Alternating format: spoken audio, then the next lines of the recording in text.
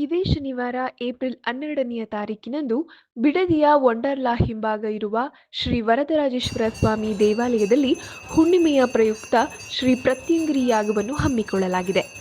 ಆರೋಗ್ಯ ಸಮಸ್ಯೆಯಿಂದ ಬಳಲುತ್ತಿರುವವರು, ಸಂತಾನ ಭಾಗ್ಯವಿಲ್ಲದವರು, ಮಾಟಮಂತ್ರ, ದುಷ್ಟಶಕ್ತಿಗಳ ಕಾಟ, ವ್ಯವಹಾರದಲ್ಲಿ ಏಳಿಗೆ ಆಗದಿರುವುದು, ಹಣಕಾಸಿನ ತೊಂದರೆ, ಕೋರ್ಟ್ ಕೇಸ್, ಭೂಮಿ ವಿಚಾರ ಇನ್ನು ಮುಂತಾದ ಸಮಸ್ಯೆಗಳಿಗೆ ಪ್ರತ್ಯಂಗಿರಿ ಯಾಗದಲ್ಲಿ ಪಾಲ್ಗೊಂಡು ಒಣಮೆಣಸಿನಕಾಯಿಯನ್ನು 3 ಬಾರಿ ಇಳಿ ತೆಗೆದು ಯಜ್ಞಕುಂಡದಲ್ಲಿ ಹಾಕುವುದರಿಂದ ಎಂತಹದೇ ಸಮಸ್ಯೆ ಇದ್ರೂ ಶ್ರೀ ವರದರಾಜ ಸ್ವಾಮಿಯ ಅನುಗ್ರಹ ಪಡೆದು ಒಳಿತನ್ನು ಪಡೆಯಬಹುದು.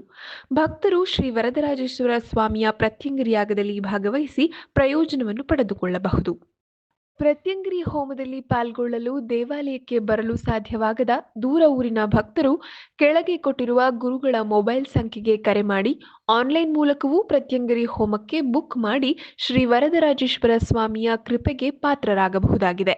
ಕ್ಷೇತ್ರಕ್ಕೆ ಬರುವ ಮಾರ್ಗ ಶ್ರೀ ವರದರಾಜೇಶ್ವರ ಕ್ಷೇತ್ರ, ಜಡೇನಹಳ್ಳಿ, ವಂಡರ್ಲಾ ಹಿಂಭಾಗ, ಬಿಡದಿ.